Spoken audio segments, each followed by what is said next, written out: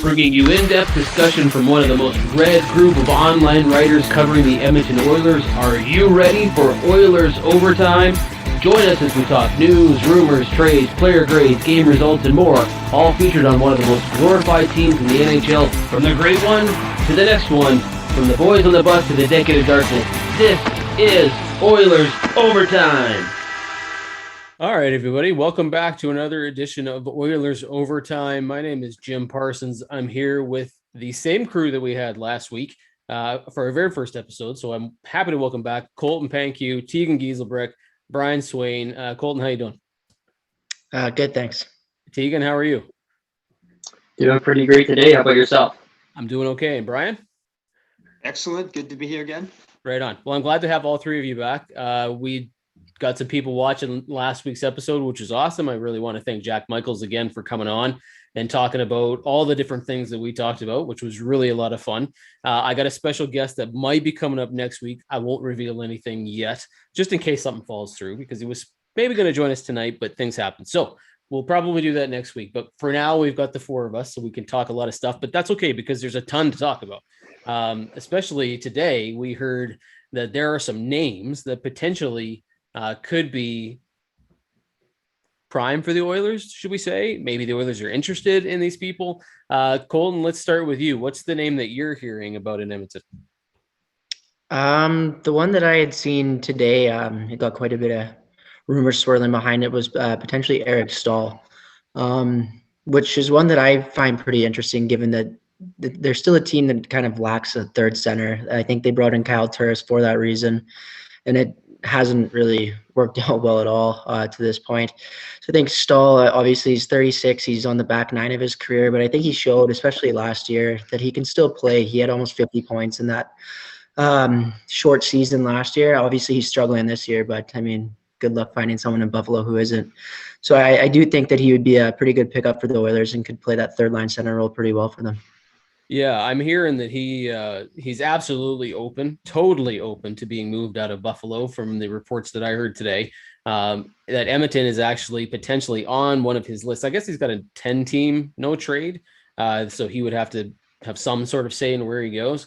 It sounds like he's living by himself in a hotel in Buffalo. His family's not with him. So as Pierre LeBrun put it today, what's the difference? If you're sleeping in a hotel in Buffalo or you're sleeping in a hotel in Edmonton or whatever the case might be, he's got a little bit left. Brian, what do you think? Is that somebody that you think the Oilers should be or would be interested in?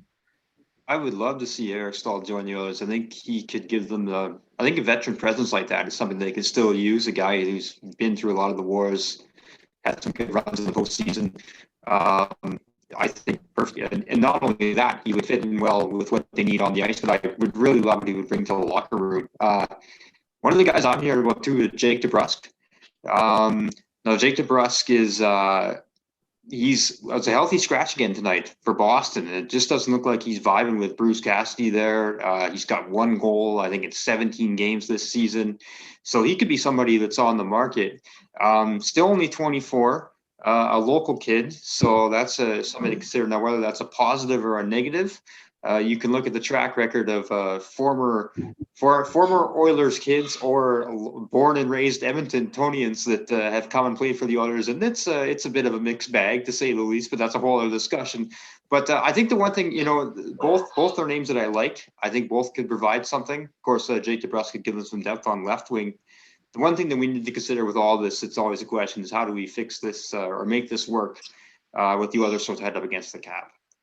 For sure. So we've got two players so far, very opposite ends of the spectrum. You've got a UFA in Eric Staal, who's a veteran with a ton of leadership experience. Then you've got a young guy who is an RFA in Jake DeBrusk, who's got one more year left. Teagan, do you have thoughts on either one of those two players, or would you like to move on to somebody else? Because I think there's another guy on our list here that we might want to be talking about too. So I'll let you start with DeBrusk or Staal if you want to, and then you can move on to your guy.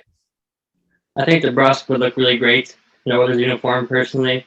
I see some photos floating around today from Photoshop of that, so it definitely looks nice.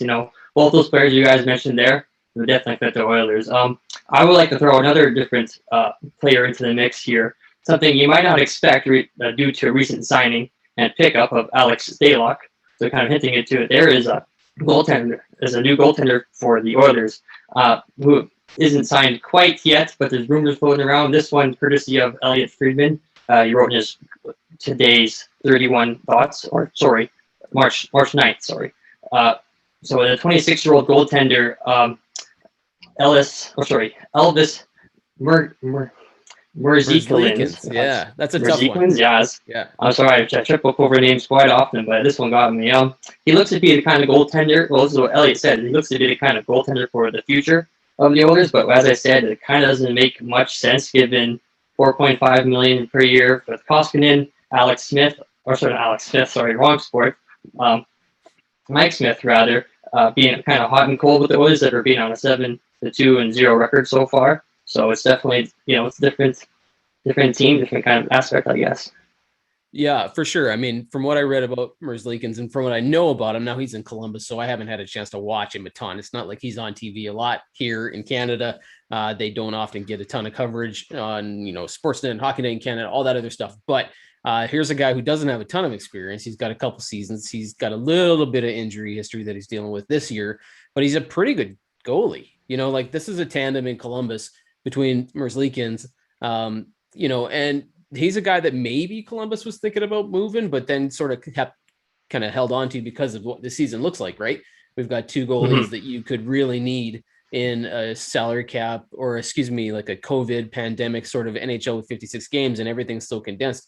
Made sense that Columbus is hanging on to him. But I heard today that Jarmo Kekalainen came out and said that they are actively looking for a top line center, that they absolutely need one. He doesn't often tip his hand, but he did in this case. So my question for you, Teagan, Colton, Brian, whoever wants to take this one, is there any potential, if this Merzlikins thing is even remotely realistic, that somehow Ryan Nugent-Hopkins could be part of this? Now, we got to consider that Merzlikins has one more year on his contract. Teagan, you talked about the money. We don't know what's going on with Nugent-Hopkins. He's got, he's coming up on UFA status. There's been some talk in Edmonton that maybe there might be some complications to get him assigned and the money doesn't work. Do you see these two in any way connected, Colton? Maybe I'll start with you. I just think, well, normally big trades like that, I was going to say, don't usually come mid-season. Now, at the same time, we've seen the Laine Dubois one, so that's obviously a huge trade. But for the most part, that doesn't usually happen mid-season. I just don't think for the Oilers right now it makes sense to make such a big change to their group at this point. Obviously, an upgrade in net would be huge. But yeah, I don't see that being something that happens mid-season for them. Yeah, I agree with you because, they've talked, and Friedman said it too. He's like, he sees this more as an off-season move, and I just can't see a situation where Edmonton is going to move Nugent-Hopkins, even if they think they can't sign him, and it's not like they're going to contend for a playoff spot, and to get rid of Nugent-Hopkins in that push would be crazy. Brian, of the three, Eric Staal, Jake DeBrusk, Elvis Merzlikins, is there one that stands out for you? Is there an ideal fit for Edmonton? I would probably, boy, that's a tough question. It would be either Staal or DeBrusk, I think, for sure. I mean, just to piggyback on what you guys were discussing there, the move to pick up another goaltender at this point in time, it just doesn't. To me, that's an off-season thing. That's got to be the number one priority in the off-season. So we'll shift that to then. But I think both DeBrusk and Staal could each bring you something that you're missing. It's really just a matter, I think, of what you could make fit cap wise and who would be going the other way. I mean, one of the names that has been floating around, rumored, if DeBrusk is to come this way, is Ethan Bear. And I know that's something that's got a lot of fans nervous. They don't want to see, I know Ethan Bear's kind of had a tough start to this season, but he's dealing with some issues. Certainly, I don't think he's back to 100% yet. So there's a lot of different factors to consider in this too. Plus, just as you were mentioning, Jim, this is, the situation with the pandemic this year. Just seeing these big trades are much less likely to happen. And any of these guys that you're getting from an American team, you're looking at least 2 weeks before they can even get on the ice with these guys. So lots of factors to consider. Long story short, I think either way I'd go Staal or DeBrusk. I don't think you could miss with either one of those guys. Yeah, I certainly like the idea of Eric Staal. I mean, if he's open to it, with the Kyle Turris had a decent game on Monday, maybe the best of his season so far. And we got some bad news today that he's on COVID protocol. So that's not fortunate, but hopefully it turns out like the Puljujärvi situation did, where it's not actually anything. It's just an inconclusive test or what have you. But having said that, Turris has not necessarily turned out the way the Oilers had hoped. Now, maybe this game on Monday is a spark towards something. but it hasn't turned out that way. So the Oilers certainly could use a third line center, and Eric Staal is exactly that, right? And he's the kind of guy that will help you in the playoffs. I mean, he was part, correct me if I'm wrong, he was part of the Carolina team, right? That ended up winning it all. Yeah. Yeah. So, I mean, a good fit there. Anybody else want to touch on this topic before we move on to the next one? We're all good? Okay. Got a bunch of notes. Okay. So my next thought was to talk a little bit about Leon Draisaitl. So here's a guy who was put up with Connor McDavid on Monday. Tippett decided that he wanted to kind of put the group back together, the band back together, so to speak. And I can understand why he did it. You've got 3 games against Toronto. We did the last episode of this show. Oilers had lost twice, I think it was, against Toronto, and then they ended up losing a third time, which was not pretty. But they came back and they beat Calgary, and Ottawa. They put everything together. Draisaitl and McDavid clicked, as everybody assumed that they would. I'm wondering if this is permanent, number one, and two, was this more about just sparking the offense, or do you think this is more about Leon Draisaitl and getting him out of a funk? Let's go to Teagan first. Teagan, what's your thought? Do you think this was about the team and the offense, or this was more about Draisaitl? Because he was on a dry spell for a while. He was. I don't quite remember how many games he went without a point or without a goal. He went 9. He finally netted one on Monday night versus, as you mentioned, Ottawa Senators. So it's tough to say it's for himself or for the team. I mean, personally, that Toronto Maple Leaf series was ugly. It was a disaster, and obviously he showed it in one of the press after the games interviews that he was not happy with how the top guys were performing, himself included in that. So I personally hope that line, like McDavid and Draisaitl together, I know they're both amazing, but the Oilers are definitely top heavy, and I'm not in support of keeping them around on the same line throughout the rest of the season. I mean, when the team is struggling, with which they have been, they can definitely add a little bit of offensive spark when they need to, kind of mid-game, or whenever they're kind of in a desperate need, or, at the end of the games, if it's a close game, they play lots of minutes. So, I think it was for Draisaitl to get his groove back, but also for the team to make sure that they start off this new series against Ottawa in the right trail. Everybody was talking about the interview, the media question that, how do you feel about not pulling your weight, I think is what the guy said. It was like a crazy obvious, really unnecessary comment. And I'm totally okay with the fact that Leon Draisaitl kind of snapped back at him. He didn't even snap back. He just was really sarcastic. He's like, yeah, I love it. I love not getting a point in the last 3 games. Like, super sarcastic. One of the things that I sort of noticed, and maybe I'm reading too much into this, was Leon Draisaitl seems to be the kind of guy that when things aren't going well, you can really tell. Like, his body language on the ice is not good. He's, making passes he wouldn't normally make, and he's one of the best passers, if not the best passer in the NHL. Colton, am I reading too much into that? Did you get the same sense that I did with Leon Draisaitl, that it was a visible funk, that he was frustrated, and that he's always sort of needed to be with McDavid to sort of mentally snap himself out of it? Yeah, I don't think it's the first time we've seen it. He's at times can show, I guess, what they call bad body language out on the ice. It can be frustrating as a fan, but at the same time, if that's his biggest flaw and he's putting up 100-point seasons like he did last year, I mean, there's things that could be worse. So you would like to see that not happen, but I mean, at the same time, take the good with the bad, I guess. Brian, what about you? Did you read it too, or am I just reading too much into it all? I'm going to take a little bit of a different perspective on this. Like, to a degree, as Colton said, you could see it as bad body language. I think I like that, to see that. You like to see that he's frustrated. You like to see that he's not happy with where he's at.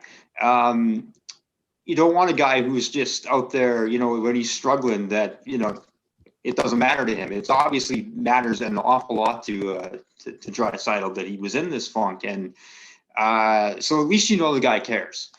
As far as this putting him back together with McDavid, it's got them going right now. They lost 3 in a row. They were staring down the barrel of a 4th there when against Calgary, when they got the band back together halfway through that game, when Tippett put McDavid and Draisaitl back together in the line in the second period. And then since then, it's been magic for the last 4.5 periods. So, we'll see. I don't think it's long-term sustainable. Maybe something that, with these trades we're talking about, with the addition of a Staal, that they could maybe address elsewhere in the lineup, that they don't need to have them together. but it was obviously needed. He's clicked now. He's looking so much better in the last 4 or 5 periods than he did in, really almost a month before then. So we'll see. But I don't mind that personally in Draisaitl. I think it really just depends on how his teammates responded to that. I don't think it's necessarily a negative thing on the team. I like to see a guy that cares and shows he cares. Teagan, if you had to play head coach and you saw Draisaitl start to rip it up again, which we know that he probably will, but he's doing it with McDavid, in typical shift after shift after shift, not just on the power play, but they're having success together. Do you keep them together, or do you go, okay, Draisaitl's back, he's producing again, let's put him on that second line and put other line mates with him? What do you do if you're the head coach? Well, to me, it kind of matters and depends on how the rest of the team is doing. If the second line and third line aren't getting anything done, and if you just paired up with McDavid on the top line and just the rest of the team is kind of, in the dumps, per se, I guess, at even strength, then it's definitely kind of, I need to spread out these two guys. But if Draisaitl, if he starts clicking himself, then yeah, I definitely move back to the second line and, and see if he can continue. What about you, Colton? Are you the same way? You thinking keep them together, spread them out if you can? What's the best attack here? Yeah, I think I liked what you had said in your question earlier, that I think it was just more of a spark to get them going. At the same time, I'd maybe ride it out a few more games, kind of see what happens. And like Teagan said, see how the rest of the guys perform. I don't think it's sustainable long-term. Just like we said earlier, I just don't think the depth's there. But, ride it out for now and see how it goes. Yeah, one of the things that I'll closely watch is what this means for Kyler Yamamoto, what this might mean for Jesse Puljujarvi, because what we saw on Monday was that he was on a whole new line with new line mates, things like that. We know that Ryan Nugent-Hopkins is going to get his runs, like he's going to get his chance to play with people. McDavid's going to do what McDavid does, regardless of who he plays with. But for Yamamoto, Puljujarvi, maybe even Zach Kassian, who was on the ice, he's coming back from a broken finger. It really kind of depends on what these guys will do, because Yamamoto is not having the same season he had last year, but he played great on Monday. Right. So he was where he needed to be. You could just tell they were clicking, right? It was just really comfortable. So I'll have to watch that closely just to see if that's something we're concerned about. But I get the sense that this mini slump here for Draisaitl is probably over. You guys think the same thing, that we're probably looking at them going back off again? I think so. I want to jump in there too quick, if I could, about the Yamamoto situation. He had 1 goal in his last 14 coming into this. We talk about Draisaitl needing a spark. He needed a spark too. He's now scored in back-to-back games, and he is looking a lot better than he has in an entire month too. So it wasn't just about getting Draisaitl going; it was about getting Yamamoto going too, and he's got that click. So that's another factor to consider when we're talking about these pieces moving around. We've seen 2 of their key players really that were the drivers on the stretch last season when they had an amazing run after New Year's. Both have kind of snapped out of what was a disappointing February for them both, I think they would say. And so another thing to consider, I think, here is how Yamamoto's looked the last couple games when you're piecing together these lines moving forward. Yeah, I've got a lot of patience for him, considering that he had 27 games last year, and he came up and he was almost a point a game player last year. I didn't expect, it was fantastic. I loved watching him play.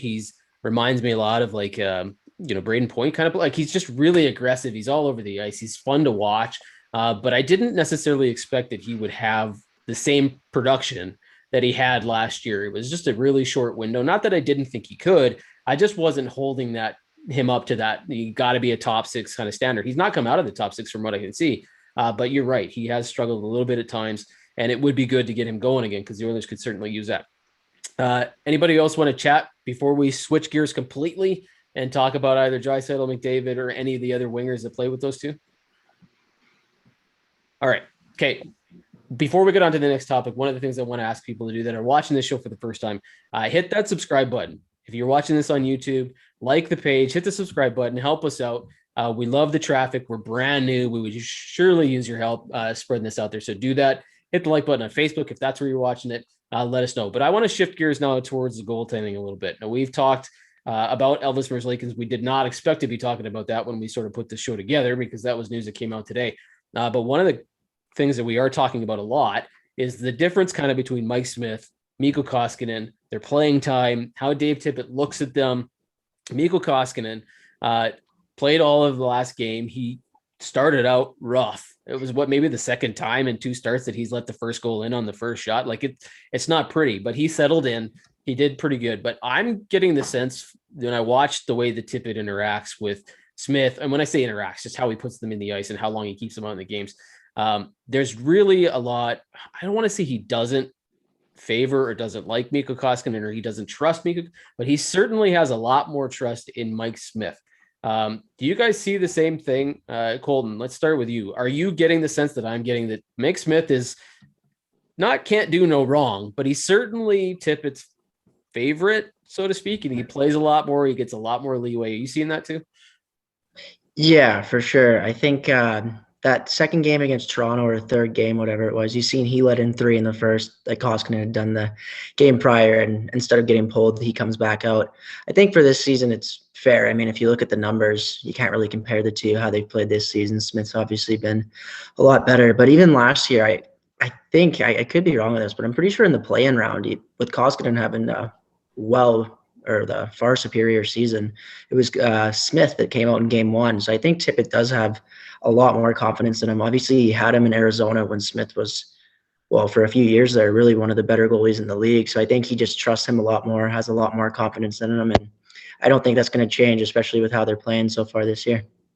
Yeah, Teagan, do you think the same thing? Like, is it worrisome that Tippett seems to be leaning so much towards Mike Smith? Like, Mike Smith can be one of the hottest goaltenders in the league, and in the next couple of games, he can really have some bad performances. Is it worrisome at all that he's sort of abandoned Mikko Koskinen in all of this?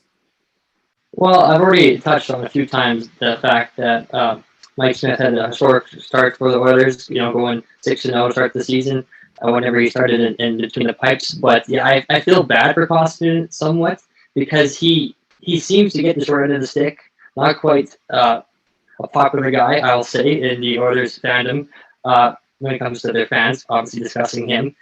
I felt like on Monday's game, the second goal against him was, went off Tyson Barrie's stick, I believe. It went over his glove, over his glove hand. If Coach's Corner was still around, Don Cherry will have a thing or two about putting the stick blade in front of the puck when it's being shot for the defenseman.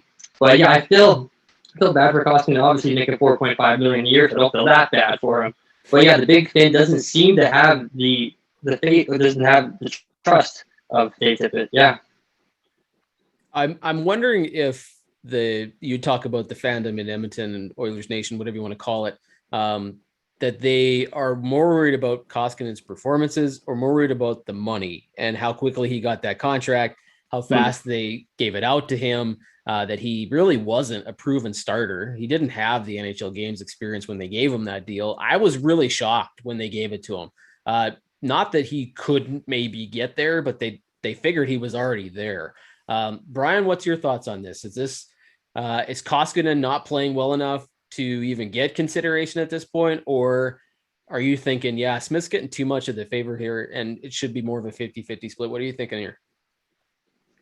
I mean, I think if you look at last season, they were exactly 50-50 in terms of the number of starts they got throughout the year.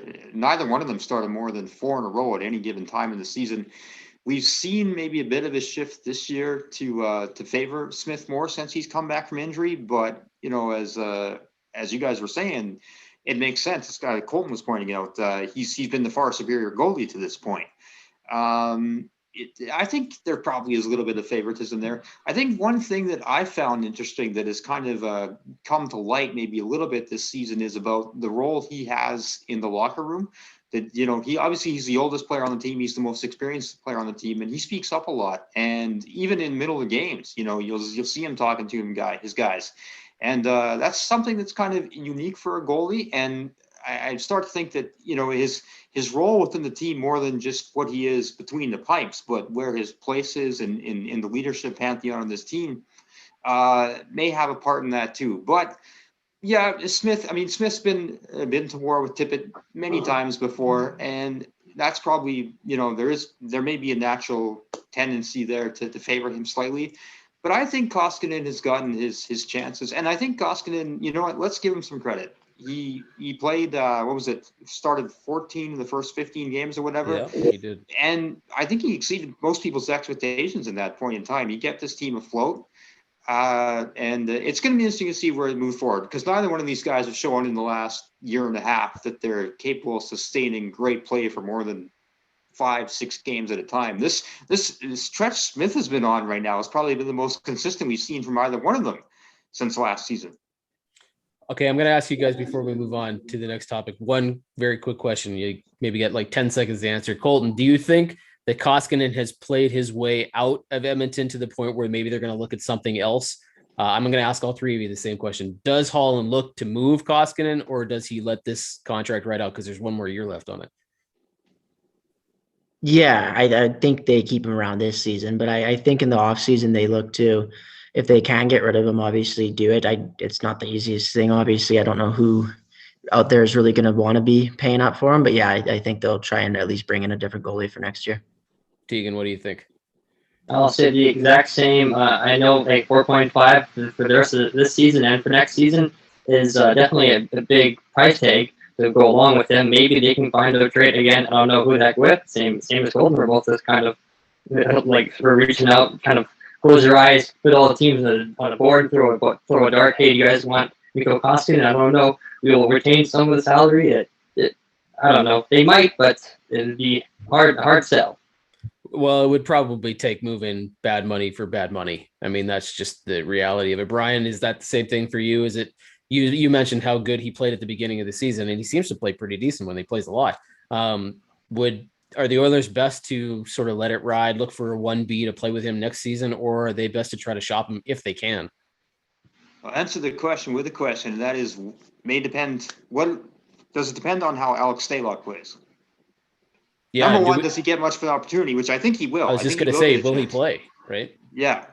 But assuming that he does, and he actually, I mean, we were talking a bit about this last week. I don't think it's far-fetched at all to see that him putting together a good stretch of games. I mean, we could be looking at 1A, 1B, 1C here with this goaltending trio. And so that could play a large role in what happens, telling Koskinen's future at Edmonton as well. Yeah.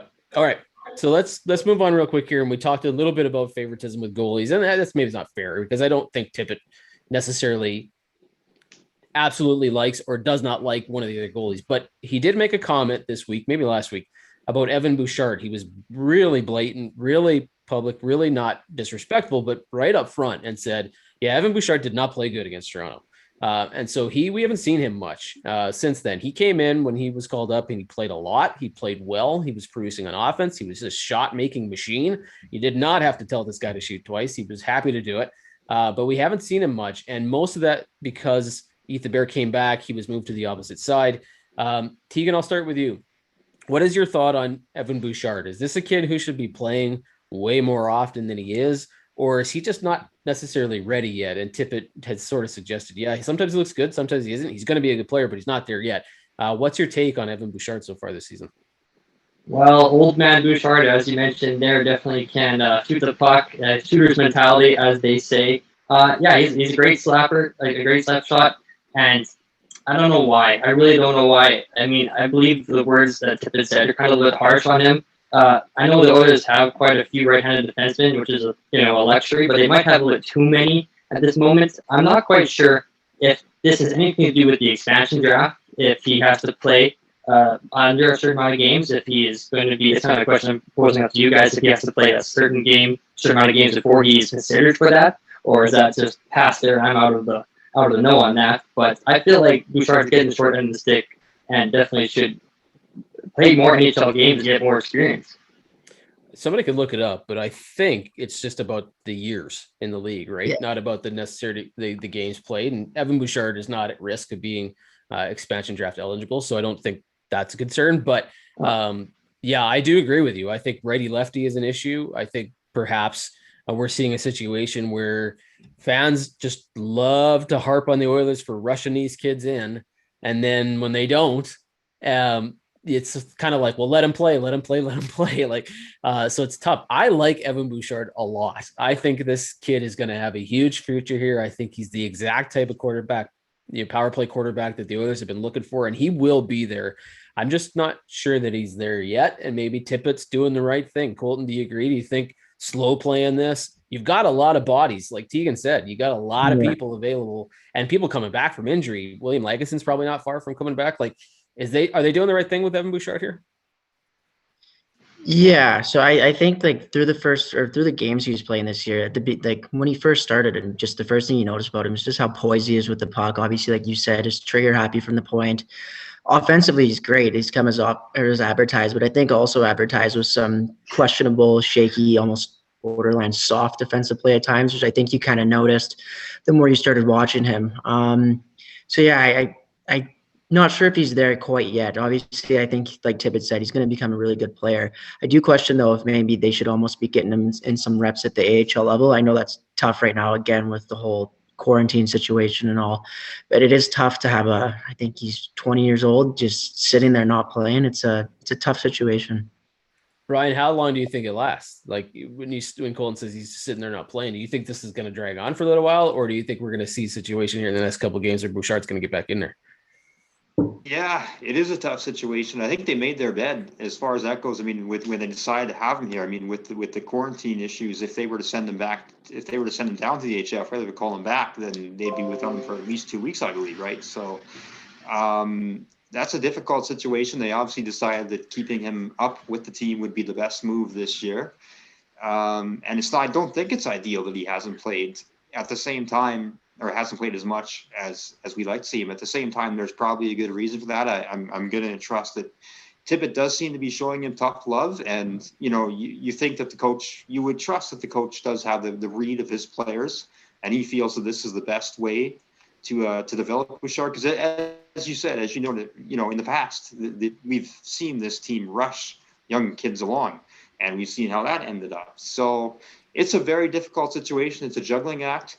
I think that some of the almost half the games they've got him in, they've had to dress 7 players or 7 defensemen. They've gone with that 11-7 forward defenseman split just to get him in there. So that shows that he does not have a regular defined role in this team yet, that even just to get him in there and get him some minutes, they've had to dress an extra defenseman. Now, things have generally worked out well in those games. But so I think there is an effort there to try and include him, but for whatever reasons right now, he just, they don't feel he's maybe ready for an everyday role. And as I say, this is the situation they find themselves in now, and it's tricky to manage. Yeah, it's really interesting that I don't want to say we're complaining about it, but we're talking about an Oilers team here that's gone fairly relatively injury free. There's not a lot of teams in the NHL that could say that they're this lucky. And so we've had a lot of players at forward that we're trying to figure out how do we get these guys in. A lot of players on the blue line, we're like, oh, how do we get them in? Like Caleb Jones comes in and out, Bouchard comes in and out, even Ethan Bear comes in and out. William Laguson, when he's ready to go, he'll be in the same situation. And they've got, like you said, a lot of righties. So it's going to be very interesting. One of the players who hasn't come out, and I would say for the most part, maybe like 85 to 90%, people really enjoy what he's been doing, is Tyson Barrie. Here's a guy that had a rough start to the season, didn't really get going like everybody would hope he would do. And then everybody in Toronto is like, oh my God, this is exactly what you get when you get Tyson Barrie. And then he exploded. And then he just went crazy offensively, got tons of points. He was one of the highest producing offensive defensemen in the league for a while. Of course, everybody, when they hit that Toronto game, hit the skids, but he's playing pretty good. Are you guys in a situation or a thought here where he's playing well enough that the Oilers might want to consider keeping this guy around? Brian, I'll start with you. Are you thinking Tyson Barrie is earning himself another contract in Edmonton? And do you think the Oilers are actually considering this, or is this a one and done situation? It could be a one and done situation, because I think that goes both ways. I mean, I think this has worked out great for everybody so far. He's exactly what the Oilers have been looking for forever. In terms of that offensive defenseman, he was looking for an opportunity to prove himself and show that he does deserve that, a longer term contract that pays handsomely, and he's doing exactly that so far. I think he'd be, he would definitely be somebody worth considering signing. It depends on what he wants. I think he's what is he, 31 now? 31? I'd have to look it up. I don't know how old he's actually. He's somewhere around there. So, I mean, if you're looking at giving him, he can probably go out and get himself a 5-year deal. You got to think from somebody. If that's what the Oilers are looking at, if that's what they'd have to match, now you're looking at a guy who's getting into his mid to late 30s. It's going to be a tough one, but he has provided what they needed. And I think the idea when they brought him in too was sort of provide a bridge while they brought Bouchard along. And then Bouchard be ready to step in and fill that role that Barrie has filled so well this year. Well, it's not looking like Bouchard is going to be ready to hit the ground running in that role at the beginning of next season now. So that's an interesting aspect to consider, I think, in this discussion. Colton, are you thinking that Barrie's played well enough to earn himself, another deal in Edmonton? Certainly he seems to be playing well enough that somebody's going to be interested in him next season. But would you take a risk? Would you? Because he's probably going to want a long-term deal, like Brian said. So would you do that if you're the Oilers? When I talked to Jack last week, Jack was like, absolutely 100%. This is a guy that you want to keep around if you can afford to do it. And the afford to is the big question here, because if the Oilers do invest in Tyson Barrie, that means you're going to have to sacrifice somewhere else. So would you keep him, Colton, or would you say, you know what, thank you for your service, and we'll let you see what you can get in the market? Yeah, that's the thing. I think obviously you want to keep him around, but like you said, at what cost? I think it like Brian said, it's worked out great for both sides. I think when Barrie signed, you heard talks that he had a lot higher, or not a lot higher, but higher offers from other teams. And I think his thought was sign the 1-year deal, obviously with his bad season last year in Toronto, going to Edmonton, the team with that power play. I think he just knew what he was in store for, obviously put up a lot of points, then go get his big deal this offseason. And like we were saying too, they do have lots of bodies now on the point, which is a luxury that I can't remember the last time I've watched the Oilers that's been a thing where they've had all these options. So I ideally you'd like to bring them back, but I don't think I hope it happens, but I'm not holding my breath on it. Teagan, what about you? Are you totally on the Tyson Barrie train, or are you thinking, he did exactly what he wanted to do. He came in here, he's producing, he signed at a team-friendly deal. He's not going to do that again. So are you thinking that he's probably gone, or are you thinking he'll stick around?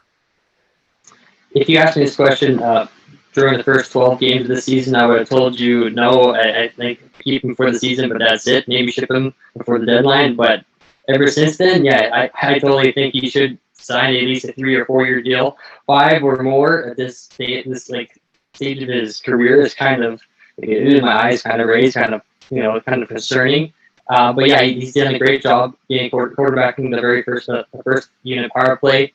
Just for a numbers context, when we say they had a bad season last year with Toronto, he got 39 points in 70 games, which doesn't seem that bad. But when you consider 27 games so far for the Oilers, he's got 3 goals, 16 assists, that's 19 points in how many less games? It's like 53 or 43. Just do a quick math here: 43 less games, you get almost 20 less points. He's definitely having a rebound season. I think this is definitely enough to earn him a 3 or 4 year contract, if it is team friendly, that is. Yeah, I don't know what team friendly actually looks like, to be honest with you. Like, I wonder how much of this is him coming in and going, okay, yeah, I came in with the mentality that I was going to get the most amount of points that I possibly could. And then if somebody was going to give me $6 million a season, I'll take it. But you wonder if players come in and they're like, yeah, this is kind of cool. Like, if the Oilers do well and he's comfortable with McDavid, Draisaitl, Nurse, whatever the situation is, I wonder if he looks at this and says, yeah, I got to get paid, but the Oilers are probably going to pay me. If I do my job, they'll give me some sort of a reasonable contract, and I'll get the chance to make the money I want to make. And when we talk about his season last year, you're right. He did have a good year, and he had like 2 different seasons. He had the season under Babcock, and then they had a season under Sheldon Keefe, and they were totally different, right? Like, he was awful under Mike Babcock, and he was excellent under Sheldon Keefe. So Toronto gives him a hard time because they're like, he was crap. He was nothing. He didn't do anything for us. You guys are so unlucky to have him, but he's done exactly what the Oilers thought he was going to do, right? So it's been pretty good in that respect. I guess we should shift gears just a little bit. We talked at the beginning of the show about some of the names that we're hearing and buzzing around the Oilers: Eric Staal, Elvis Merzlikins, Jake DeBrusk. And I had posed this question to you guys. Hopefully you had a chance to take a look at this, do a little digging and see what you thought. Are there names that you'd be interested in if you're Ken Holland and the general manager of the Oilers? Now, we don't know, but we think based on how the Oilers have been playing, where they're at the standings, where the other teams are at in the standings, like we're looking at Vancouver, Calgary, Ottawa, they're not doing so well. So do you think the Oilers are kind of a lock for the playoffs? And if so, who would you go after? Colton, you want to start this one off? Like, do you have a target in mind that you're kind of like, hey, I'm Holland, here's who I'm looking at? Yeah, so one guy I seen today that was kind of floating around out there was Mikael Granlund in Nashville. Since he's kind of went to Nashville, his numbers have dropped significantly, really, from what they were in Minnesota. But I mean, he's proven like over time. I think he had 2 or 3 straight seasons of over 60 points when he was with the Wild. He's skilled, and he's still, I want to say he's 27, 28. He's still a fairly young player. And just given his time in Nashville, I don't think he would cost a whole lot. But what I was seeing was kind of a 3rd-round pick with a B prospect. It was kind of what was getting thrown around out there today. So, I mean, if that's possible, I think they need wingers in that top 6 anywhere, or at least in that top 9. And he has the track record in previous years I think he'd be worth taking a flyer on. Teagan, what about you? Do you have any comments on the Granlund one? Do you have a same player, a different player, somebody we mentioned already? Is there somebody that you would think the Oilers should be keying in on here? Well, you mentioned if the Oilers are in a position to make the playoffs, and I believe they are. I believe this year is going to be the year that they're going to be back in the promised land, I guess you could call it. And I would say not to poach one of the lower level teams, but just to try to get Thomas Tatar in an Edmonton Oilers jersey. That's who I would target moving forward here. I think it'd be a great fit. I don't have his face-off numbers in front of me, but I think, no disrespect to the man, but you can get in the center, the 3rd line. It might be downgrade for him, but just anything that the Oilers could pick up, I'd pick up him if I could. Yeah, it'll be interesting to see what Montreal does with him, if he fits or not. Brian, what about you? I like actually both suggestions. I was looking at Granlund earlier today too, and I think that's a guy who you could really see coming here, and I could just see him getting on an absolute heater with this team. And to the point of Tatar, I like any deal within the North because you get the player immediately as opposed to having to wait to clear the quarantine. So if you're looking for it depends on what kind of a trade you're looking for. Are you looking for somebody that can help you in the playoffs? Is this a deal you make long-term envision, or do you want somebody that you want immediately to help if you think you could still contend for maybe, looking, the Leafs, I believe, lost again tonight. Maybe we might be looking at it. They can still get back in the mix and contend for the division championship here. So, but I'll circle back to what we started with. I really like the idea of Stahl. I like DeBrusk too, but I think, you've made some great points as to why Stahl will be a tremendous fit with this team right now. He checks so many boxes. I think does not present a long-term contract concern you have to deal with. So you can just plug him in. I think he would hit the ground running. And so any of those guys, I think, would be a welcome addition, provided you can make it work trade-wise. Okay, those are all good options. I like all 3 of them. The one thing that I might offer up, which is way less flashy, is Luke Glendening out of Detroit. Here's a guy who reminds me a lot of Riley Sheehan. I don't watch Detroit all that often, but what I liked about Sheehan last year was he came in as a depth center. He worked his sort of way up to 3rd-line center at times, and I think that was the reason he left Edmonton, was because he thought he was going to be a 3rd-line center. He wanted to get paid like it. Holland's like, yeah, sorry, no, that's not happening. But Glendening's got like maybe the highest faceoff percentage, if not the most faceoffs taken in the league this year. He's excellent on the penalty kill. He's a depth player. It's not flashy. I think, to Brian's point about the quarantine coming from an American team, I don't know that the Oilers are in like a massive rush to get him. You know what I mean? Like if all of a sudden you trade for him, you've still got, Jujhar Khaira who can switch around. You got Kyle Turris who can switch around. You got guys deeper in your bottom 6 that can play those roles until you get that guy you want there. But I have a feeling that come playoff time, we're going to be wishing we had more penalty killers, better face. I remember the year, I don't know how far you guys go back, but in the 2006 run, remember Michael Pekka when he came in and he just killed everybody on the faceoff circle. Like he just destroyed everyone. And the Oilers they made plays to have him be the faceoff. Like they knew he was going to win it every time. Mm-hmm. And they did that. It would be fantastic to have a player like that. And I don't know that the Oilers do. Draisaitl might be the closest, but how often can you put him on the ice and have him win almost every faceoff, right? But Glendenning's a guy that you can do that. So it's not flashy, but I think it would be very productive.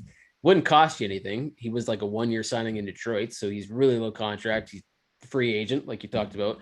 That would be my pick. So all good choices, but I do agree. Are we all in agreement that the Oilers are probably going to be buyers at this year's deadline, or is the salary cap going to be too big of an issue and they're not going to be able to do much? Colton, do you think the numbers are going to play too big of a factor here, or are the Oilers going to try to buy regardless of the money situation? No, I think that they'll still look to add. Like you said, obviously the money plays a big factor in it. They'll have to make it work, but I think Holland will be looking to buy for sure. Teagan, what about you? Are they buyers? They're obviously probably not going to be sellers, but can they buy enough to really make a dent here with the little amount of money they have? Yeah, I believe they're going to be searching, but yeah, it's going to be very stiff to find someone and to make it work underneath the cap.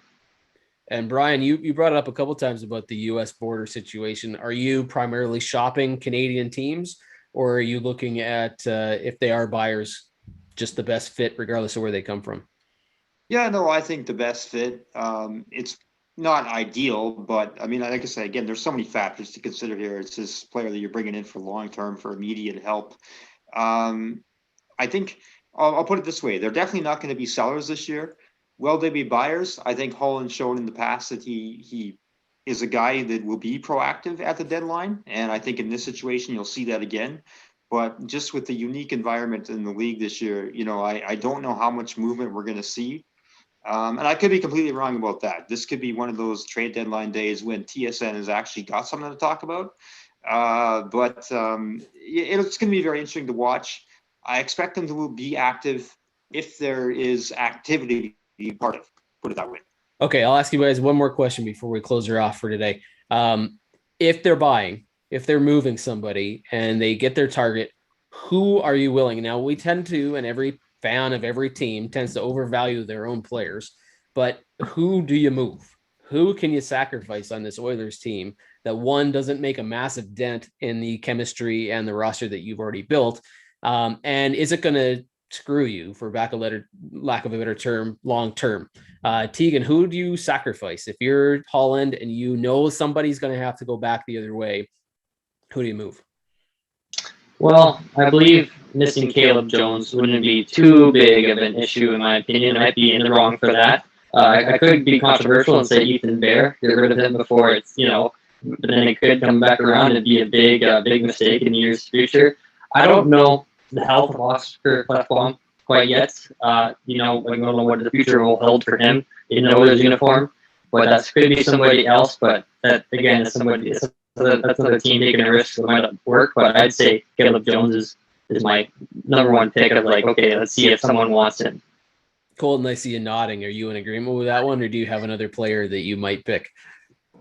Yeah, stole mine with Caleb Jones too, but another one that I just thought of there while Teagan was talking could be Alex Chiasson. Again, it kind of depends, like you said, like the chemistry and everything, and he does get on that power play unit sometimes, so you have to be careful. But I think if the fit, I do think he's expendable if the fit's right. I think they have other guys that can slide in and play that similar role to Chiasson. So I think depending what a team would be looking to move Edmonton's way, I think Chiasson's a guy that could be expendable.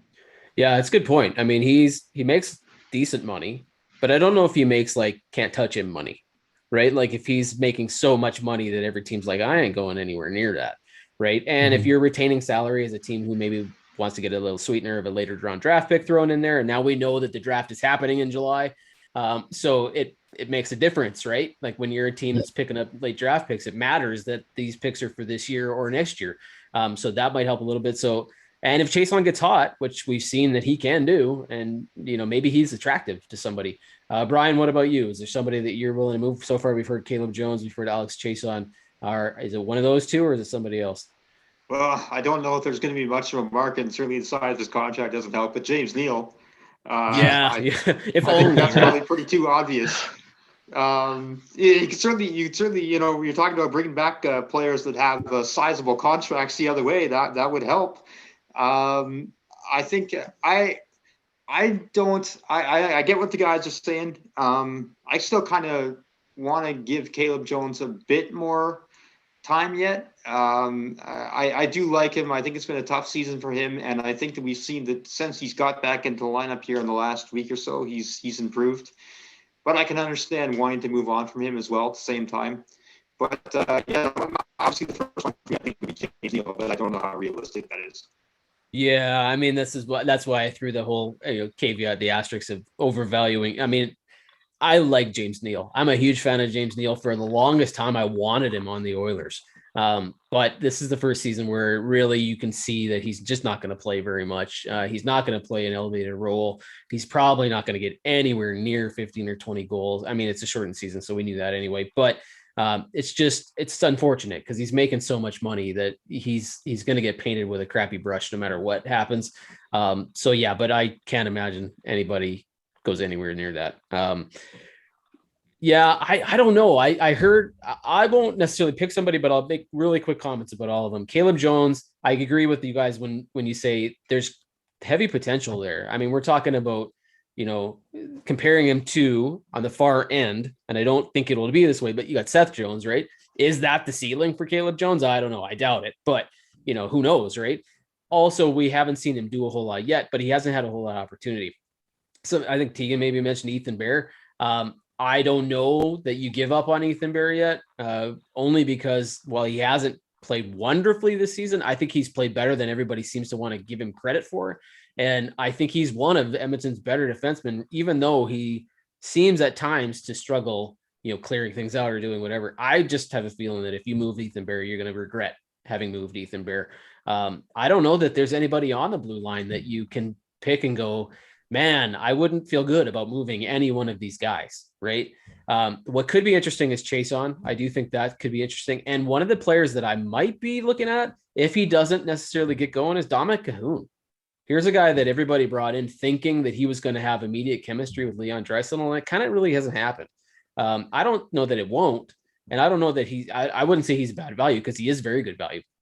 But I just don't know that he's what Edmonton thought they were going to be getting. So if there's an opportunity there to maybe do that, maybe that's a guy you look at. But it's going to be a very interesting question for sure, because the Oilers are probably going to be buyers. They don't have a lot of money. They don't have too many players they'd love to move, and anybody that would be okay with moving, probably nobody's going to want to take. So it'll be very interesting to see what they do here over the next couple of weeks, and we'll pay attention to it because we're going to be back next week again. Hopefully all three of you get a chance to join us. We're going to hopefully have a special guest that we talked about. One more time, like and subscribe to our YouTube channel here at the Hockey Raiders. Hit that like button on Facebook. Give us the heart emoji if you enjoyed the show.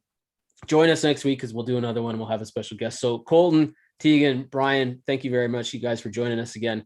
And for everybody who's watching, this has been another edition of Oilers Overtime. I'm your host, Jim Parsons. Check us out at thehockeyraiders.com. We've got tons of great content, lots of videos on the YouTube page about a ton of teams. Thanks, guys. We'll see you next week.